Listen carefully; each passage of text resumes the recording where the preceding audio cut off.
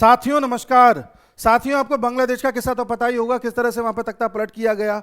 अब उस किस्से को लेकर एक बहुत बड़ा खुलासा आया है, जिसमें वहां के मोहम्मद यूनुस ने, जो भी वर्तमान वहां के प्राइम मिनिस्टर कह ले या तक करता धरता जो भी हैं वही हैं, उन्होंने खुलासा किया है। अभी यूएसए में यूएन की अलग अलग बैठकें चल रही हैं, उसमें कई देश शरीक हुए हैं, जिसमें बांग्लादेश का मोहम्मद यूनुस भी शरीक हुआ है। अब मैं इसको इज्जत इसलिए नहीं दे पा रहा क्योंकि आदमी ठीक नहीं है। क्यों नहीं है आपको बताऊंगा।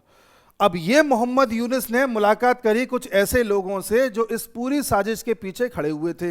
ये है बिल क्लिंटन, यूएस का राष्ट्रपति रह चुका है। बिल क्लिंटन के सामने मोहम्मद यूनुस ने यह स्वीकारा है कि ये है वो लड़का महफूज आलम, ये है वो लड़का जिसकी वजह से बांग्लादेश में तख्ता पलट हो सका। यही मास्टरमाइंड था, इसी ने पूरी प्लॉटिंग करी थी, इसी ने तय किया था किस तरह से छात्रों के नाम पर कुछ लोगों को आगे लेकर के आना है, किस तरह से रिजर्वेशन के नाम पर भड़काना है, फिर किस तरह से लाठी चार्ज करवाना है पुलिस से, और फिर किस तरह से तख्ता पलट करवाना है। इस पूरे के पीछे जो मास्टरमाइंड था वो ये लड़का था। शाबाशी दे रहे हैं और ये आदमी हंस रहा है। मतलब उस तख्ता पलट के नाम पर न जाने कितने लोगों की बाद में हत्या कर दी गई, हजारों लोग उसमें मारे गए। ये पूरा कार्यक्रम हुआ था। इस कार्यक्रम को लेकर के शोक मनाने के बजाय ये इसको शाबाशी दे रहा है और ये हंस रहा है। पूरी दुनिया में डेमोक्रेसी का, ह्यूमन राइट्स का, मानव अधिकारों का जो ढिंढोरा पीटता है यूएस, इस मामले में ताली बजा रहा है। यह थी सच्चाई बांग्लादेश के तख्ता पलट की। हम आपको पहले भी वीडियो बना के बता रहे थे कि यहां पर इन लोगों का ही खेल चल रहा है, पर कुछ लोगों को लगता था कि नहीं नहीं, ये तो भाई एक पार्टी को आगे करना चाहते हैं या देश में एक पार्टी का एजेंडा चला रहे हैं, इस देश की समस्या को नहीं समझ रहे हैं। भैया, देश की समस्या की बात नहीं है। इस देश में लोगों को भड़काया जाता है अलग अलग चीजों के नाम पर, जिससे कैसे भी सड़क पे आए, एजिटेशन करें और पुलिस लाठीचार्ज करे और उसी के बदले में फिर ऐसा एजिटेशन करे कि सरकार को उखाड़ के फेंक दें। ये एक पूरी प्लानिंग प्लॉटिंग होती है। नहीं विश्वास आ रहा, तस्वीर आपके सामने है। अगर इसके बाद भी विश्वास नहीं है तो साफ साफ कहा है, Yunus introduces mastermind of revolution, खुद कहा है। और इन्होंने क्या बोला, ही महफूज, वही लड़का Mahfooz Alam, is behind the whole revolution but he denied. कौन डिनाइड? ये जैसे कहते नहीं, इन्होंने कहा कि यही है जिसने सब किया है। लड़का कहता है नहीं नहीं, मैंने कुछ नहीं किया है, वो तो बस आप सबका सहयोग है। उस तरीके से इस लड़के ने कहा कि नहीं नहीं मैं नहीं हूं, बट वो कहता है कि नहीं नहीं आप ही हो। बट नाउ वी रिकॉग्नाइज, यानी वी का मतलब हम we recognise the brain behind the whole thing, Yunus said at an event in New York on Tuesday in the presence of former US president Bill Clinton.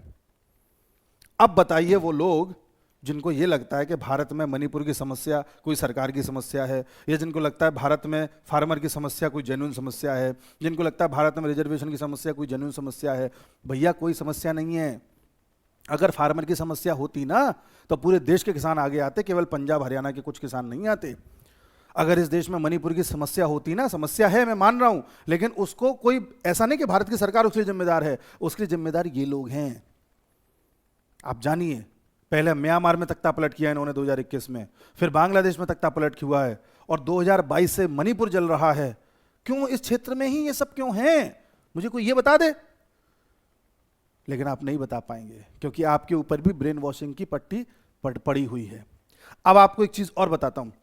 यहां पर छात्रों के नाम पर कुछ लोगों को इकट्ठा किया गया था बांग्लादेश में, और उनसे पूरा एजिटेशन, पूरा movement, revolution, so called revolution करवाया, तख्ता पलट हुआ, फिर न जाने कितने हिंदुओं का कत्लेआम हुआ और न जाने कितने लोगों को वहां से विस्थापित होना पड़ा। ये सारी बातें तो आपको पता ही है।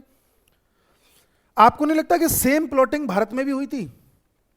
फार्मर प्रोटेस्ट के नाम पर, किसानों के आंदोलन के नाम पर, और किसानों का एक जत्था, याद हो आपको 2021 में, इस कदर भड़क गया था, इस कदर एजिटेट हो गया था कि लाल किले पर चढ़ गया था, और चढ़ने के बाद भारत के झंडे को तो खैर पीछे रखा ही है, अपना एक झंडा लगाने की कोशिश करी थी।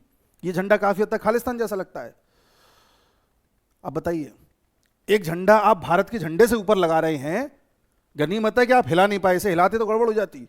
ब्रिटेन में ऐसा इन्होंने कर दिया है। अगर आप अपना झंडा ऊपर लगा रहे हैं, लगाएं ना लगाएं, आप इस तरीके से चढ़ रहे हैं, ये सब क्या है? लेकिन मानिए मोदी के ब्रेन को, मोदी ने पुलिस से सबसे कह रखा था, जितने भी बल लगे हुए थे, कि कोई भी ना तो लाठीचार्ज करेगा, ना कोई भी एक डंडा चलाएगा, कुछ नहीं करेगा। क्योंकि ये लोग इस चक्कर में थे कि बस एक पुलिस लाठी मार दे, फिर तो हम ऐसा टूट के पड़ेंगे कि बस फिर तो खेल हो जाएगा। मोदी ने एक भी लाठी नहीं पड़ने दी, 2021 में भी, 2022 में भी, 23 में भी, जब जब ये आए तब तब जो जो इन्होंने किया है, तब भी एक लाठी तक नहीं पड़ने दी कहीं भी।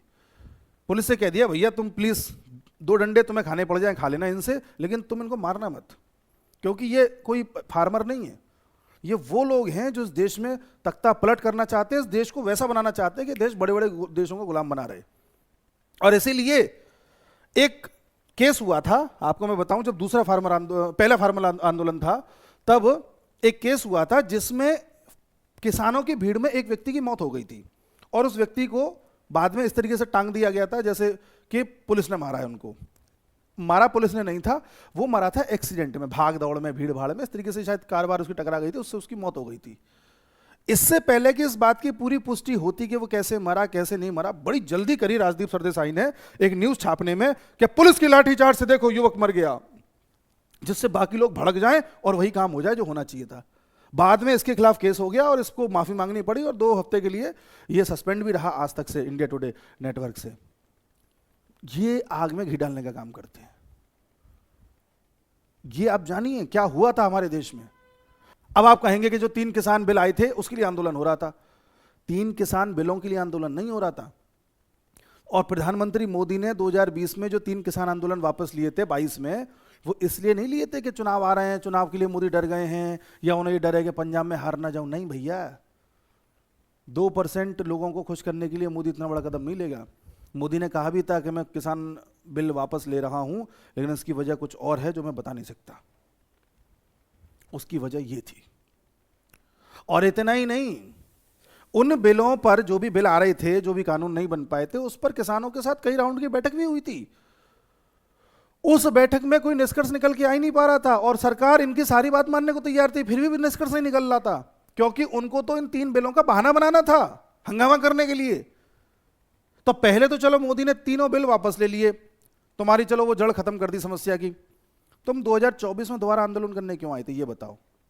इस बार तुम आए एमएसपी के बहाने कि हमें एमएसपी नहीं मिल रही है, हमें हर चीज पे एमएसपी चाहिए। मांग देख रहे हो, हर फसल पे एमएसपी चाहिए।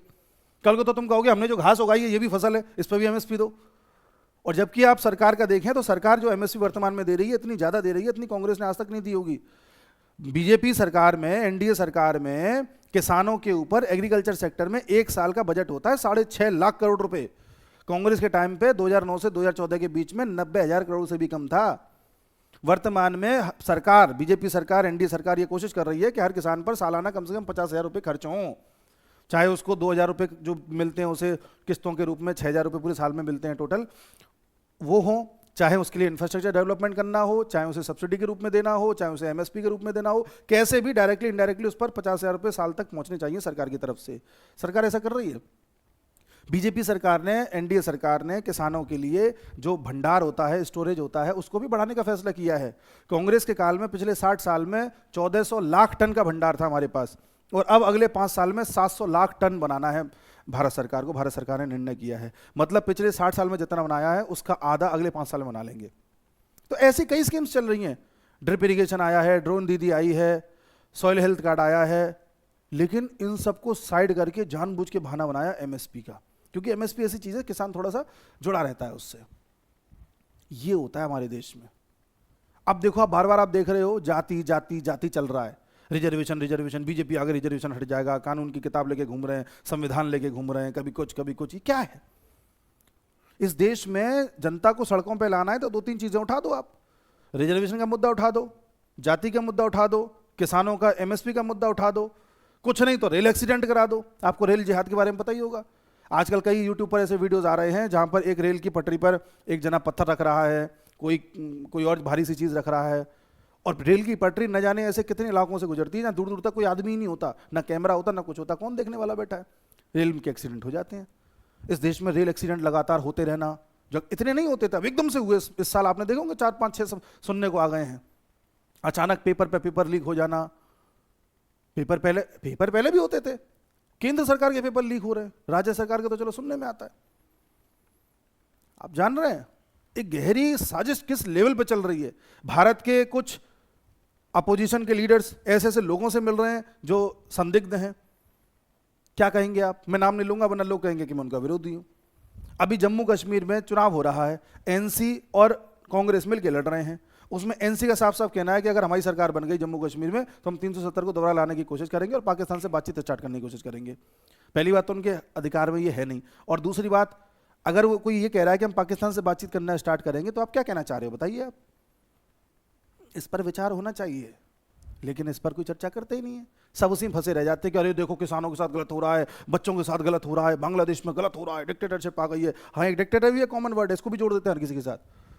डिक्टेटरशिप देखनी है चाइना में, देखो चाइना में एक व्यक्ति है, उसने भी एक सीक्रेट चैट में अपने दोस्त को ये लिख के भेज दिया कि शी जिनपिंग की वजह से चाइना की अर्थव्यवस्था कमजोर हो रही है। पकड़ा गया वो, अगले दिन से वो गायब है, अभी तक नहीं मिला कहाँ गया। और जबकि चाइना की ही अच्छे खासे एक बॉडी है वहाँ पर, उसमें वो डायरेक्टर है, अच्छे खासे पद पर है, उसे गायब कर दिया। इसे कहते हैं डिक्टेटरशिप। अभी नॉर्थ कोरिया में बाढ़ आ गई थी कुछ दिन पहले, तो जितने भी जिम्मेदार अधिकारी थे जिनको बाढ़ से बचाना चाहिए था, वो कितना कोशिश करें, जितना कर सकते थे उन्होंने कर ली, उन सबको फांसी दे दी गई किम जोंग के कारण कि तुम्हारे रहते बाढ़ कैसे आ गई। ये होती है डिक्टेटरशिप। रशिया में अभी चुनाव हुआ था पुतिन का, पुतिन के विरोध में जो व्यक्ति खड़ा हुआ था उसका मैं नाम भूल गया, वो जेल में बंद था, अच्छी खासी उसकी प्रसिद्धि थी, अचानक मृत्यु हो गई उसकी। अब बताइए, ये डिक्टेटरशिप नहीं है?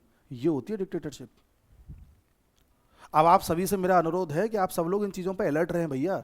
इस देश में ये प्रयास किया जा रहा है कि कैसे भी अस्थिरता पैदा करी जाए। एक बड़ा देश है जो इस काम को कर रहा है, आप जानते हैं कौन सा है। इसलिए भारत ब्रिक्स में अब मजबूती से आगे आ रहा है, जिसमें रशिया, चाइना, भारत मिलकर काम करेंगे। और इसलिए चाइना ने भी अब बोला है कि हम लद्दाख से अपनी फोर्स पीछे हटाएंगे, क्योंकि भारत और चाइना में जब तक नॉर्मलिटी नहीं आएगी तब तक भारत, चाइना और रशिया मिलकर के ब्रिक्स को आगे नहीं बढ़ा सकते। और ब्रिक्स का मजबूत होने का मतलब है कि उस ताकतवर देश का कमजोर होना, क्योंकि ब्रिक्स अपनी करेंसी लेके आएगा जिसके आते ही डॉलर अपने आप कमजोर होने लग जाएगा, और डॉलर के कमजोर होने का मतलब है कि वो बड़ा देश गया।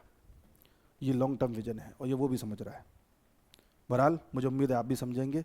अब मिलते हैं आपसे अगले किसी वीडियो में, तब तक के लिए नमस्कार।